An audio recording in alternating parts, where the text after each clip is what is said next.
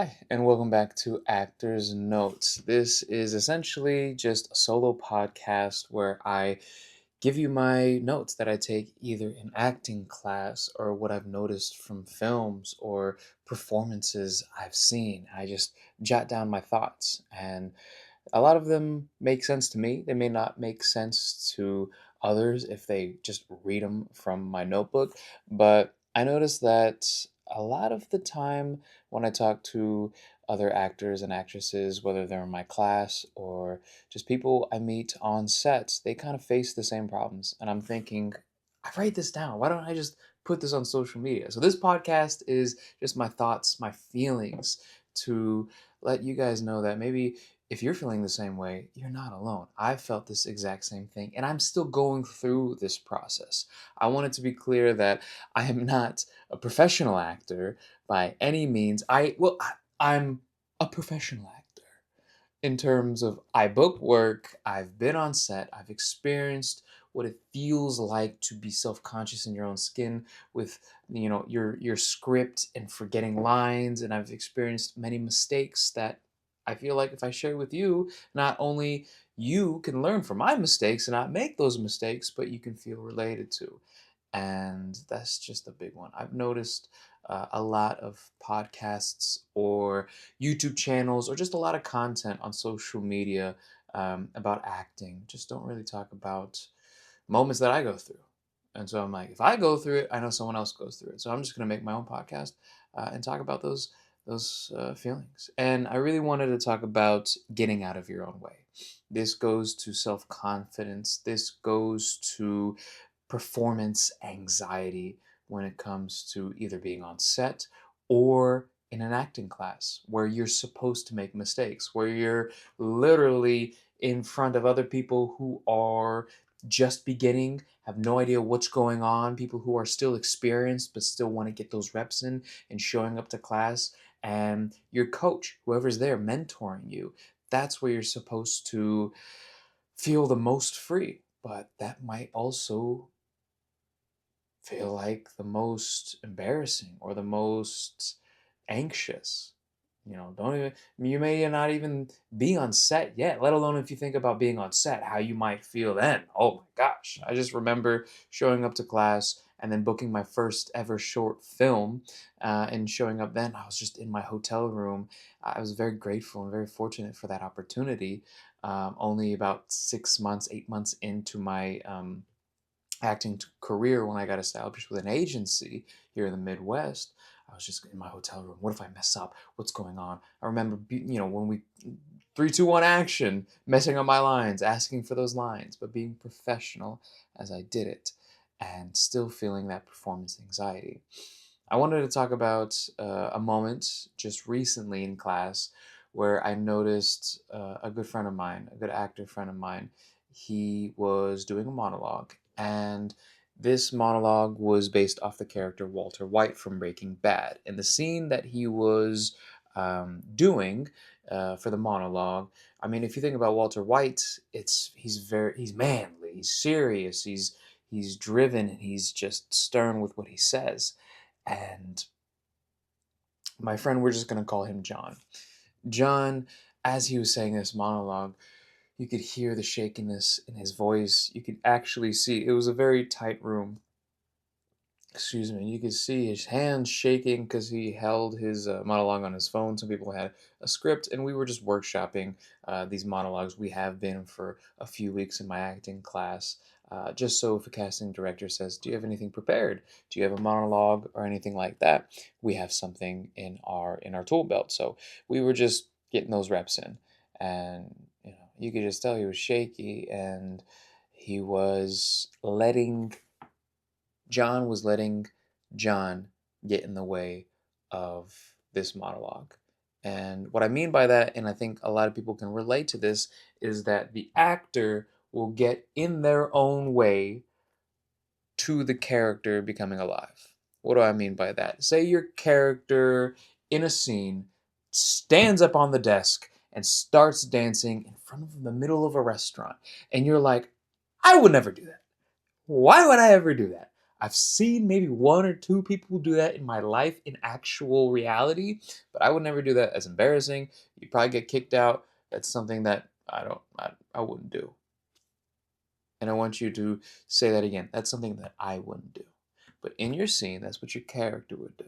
So now you have conflict. You are getting in your own way from the character becoming alive to live that instance. You have to let that character live through you, but if you're getting in your own way, you're not letting that character truly live. Just like John's situation with this Walter White monologue, he was nervous to step up in front of only 10 of us, I believe, at the time. And yeah, everyone has stage fright.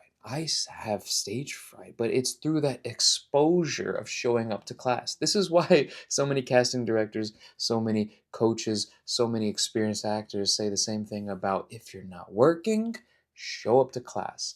It could be about monologues, script breakdown, stage combat, improv, script work. I don't know what it is. There's so many different types of acting. Uta Hagen, Stella Adler, Sanford Meisner. There's so many different techniques that you could learn that if you are not working on set on a project, whatever it may be, even if it's a student film or independent film, whatever it is, if you're not doing that, you should be in class. Just like the gym. I freshly came out of the gym. By the way, ignore all this happy. It's my brother's birthday, and I surprised him by these balloons. He loves Pokemon cards, so I've attached these like Pokemon cards to them. And I wrote them. This is our shared office space, so I bet you were wondering, is he not going to address the happy birth? And then there was not enough room on the whiteboard to say day, so I just put day little right there. Anyways, back to it about you getting in the way of the character becoming alive. Now, I've experienced the same thing, and it is your job, if you do take this career as serious as you say you do, it's your job to stretch yourself in a way that if your character stands up on the desk and starts dancing and it's something that's embarrassing to you, go to that. Go to the fear. Go to the embarrassment.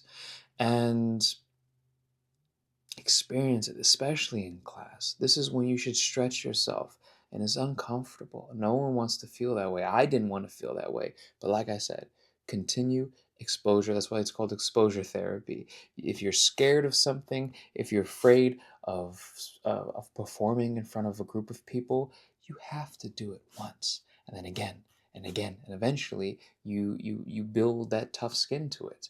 Now, I don't want to get too sidetrack because I know I can talk quite a bit about getting in your own way as the character, but I really wanted to talk about, okay, Gio, I understand that this is, I feel embarrassed. Yeah, I don't want to get in my own way. What are some things to keep, these are things that I keep myself grounded. And you could be asking, okay, I need, actionable advice. And that's what I love about different podcasts, something that I can take away. So here are some things that I do that you can take away. First is journaling.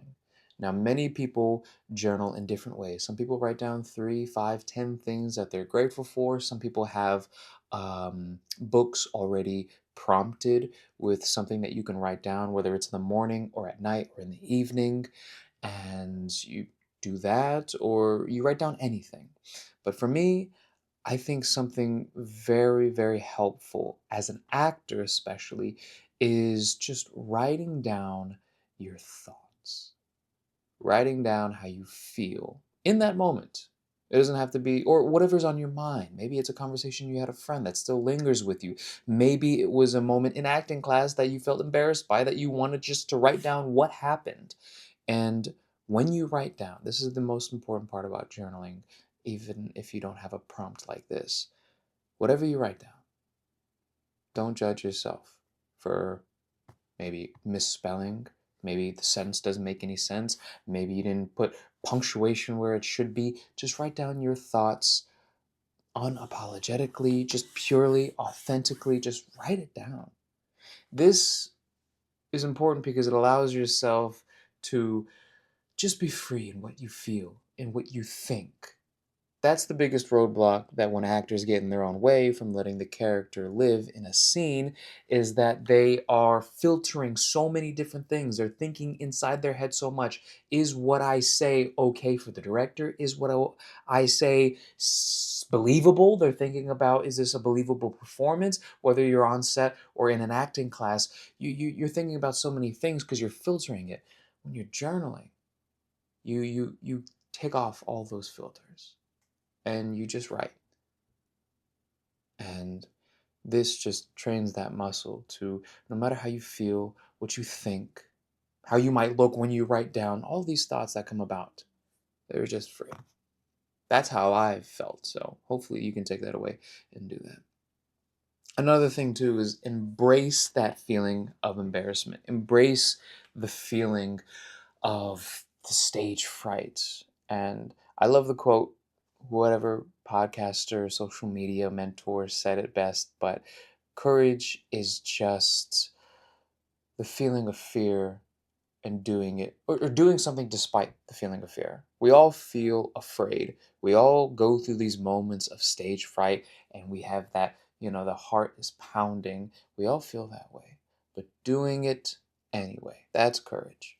And so embracing that feeling of embarrassment or feeling scared even. A lot of people say, I turn my nerves into excitement. I've heard this from Tom Holland when he said it in an interview way back when. I can't recall it, but I just remember seeing a clip of him saying, I turn my nerves into excitement. This is amazing advice, great advice. However, we feel the way that we feel for a reason. It's in either our natural biology, and I don't think that you should turn your feelings into something that it's not. I think you should just embrace that feeling. If you feel scared. But like I said, how what courage is, it's feeling that fear, feeling that scaredness, that embarrassing, and doing it despite of that. And so when you feel stage fright, we all feel that way. Just continue on, embrace that fear. Don't turn it into something that it's not. And that goes to how the journaling, just free flowing, feel what you feel, think what you think. It's totally natural. Don't turn it into something that it's not, like a filter. You're taking in something, but you're filtering it into something else. Let it come to you the way it should be, natural, raw, and authentic. And this just trains that muscle to just allow you to be yourself and not get in your character's way to live. Oh, this is a big one. Here is the paradox of not caring. This kind of goes to not letting a performance get to you.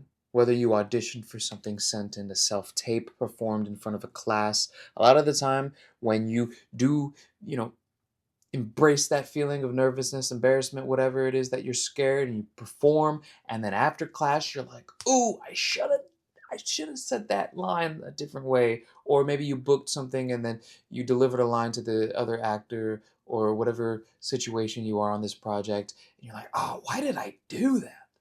That was stupid." What? We all feel that way. And so here's the paradox of not caring. I'm going to just refer to, say, an audition in this case, and I can expand after. When you do a self tape, when you get a self tape, sometimes it's a 24-hour turnaround, meaning you get sent a self tape, and then within 24 hours, you need to send it back. So in that 24 hours, and it's 48, sometimes it's 72, sometimes you have a week, maybe even longer than that, to prep for a scene, and everyone's preparation is different. When you get a script, I mean, this is just one page. You could have entire, 5 pages of monologue to prep for. But when you get a script, you have to do your script breakdown. I ask myself the questions: who am I? Where am I? What's my goal in the scene? What do I want? How do I feel about what this other character or other characters in the scene is saying to me? How do I feel about that? And then making a bold choice. Everyone talks about bold choice. Bold choice to me is just your interpretation on how this character is portrayed. Do they stand up a little bit more straight and deliver the line? That's a bold choice. Or are they more just chilled and relaxed? That's still a bold choice. I think a bold choice to me, is just being you.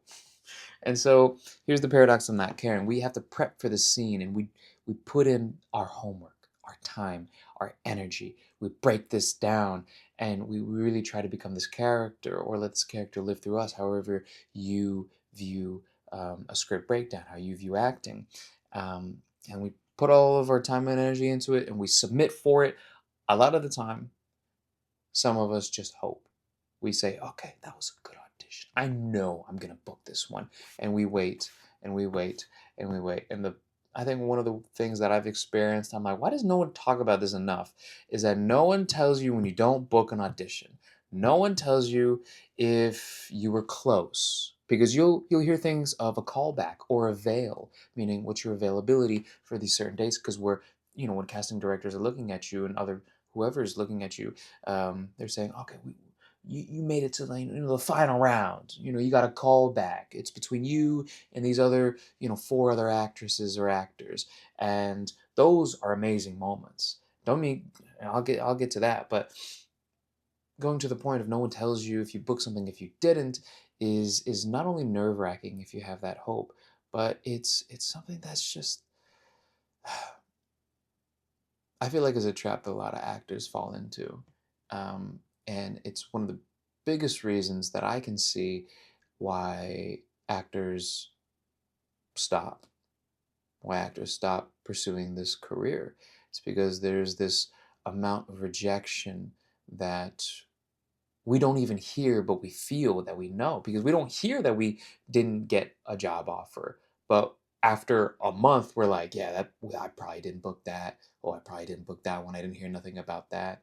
And it's like this false hope that you have. So the paradox of not caring is that when you send a self-tape, when you send an audition, forget about it. Almost like don't care about it.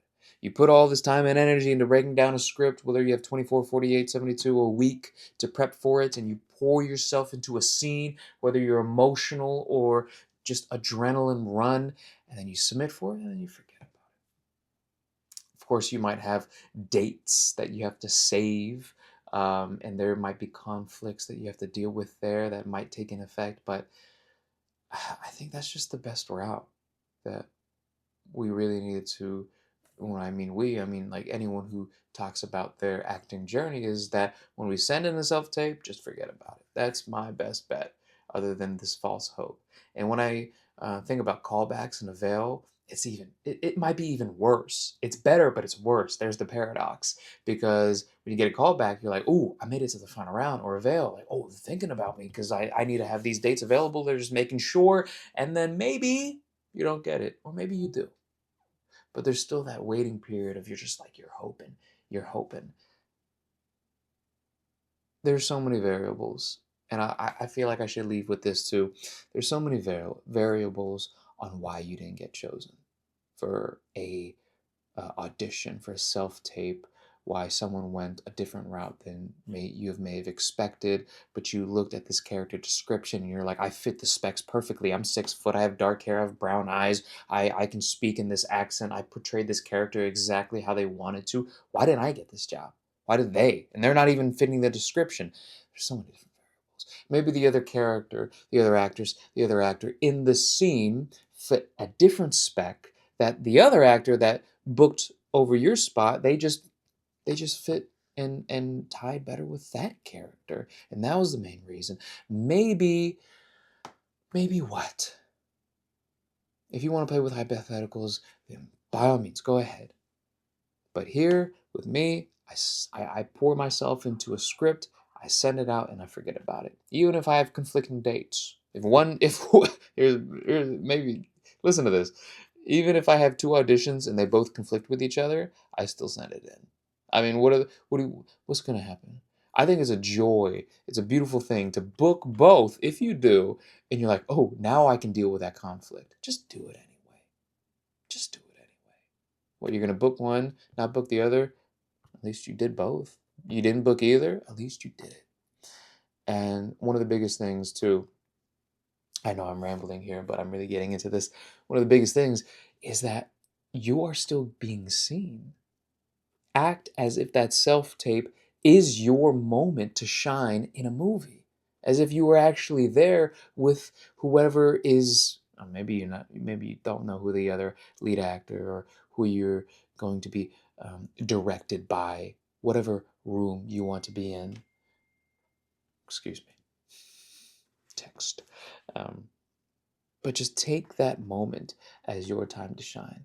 And you don't know who's seeing you because a lot of people remember a good performance. They remember, ooh, he might be good for another project that I have coming up. I'm going to make sure I send his agent or him directly or her or their manager that audition when I'm ready to film that movie.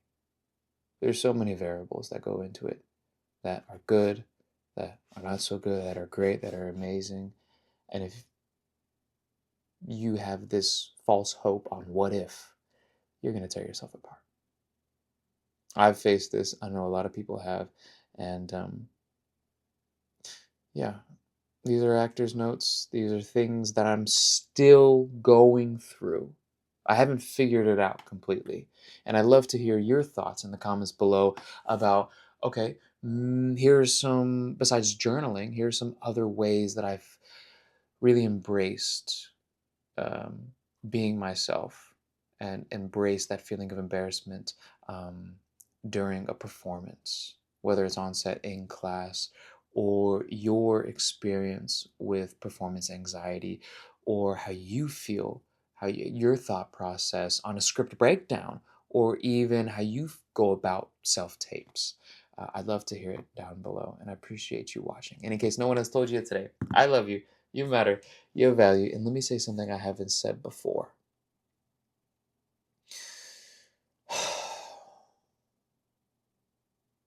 Acting is, a lot of it is psychology. If you have what is it, psychological background?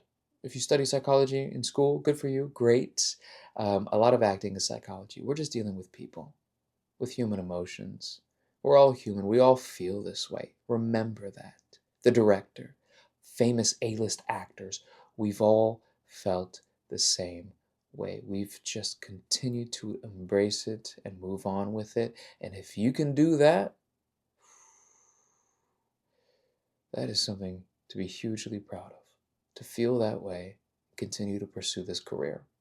Because it is tough, but it is so worth it if it's truly what you want. I think that's a great place to stop. And I'll see you in the next one.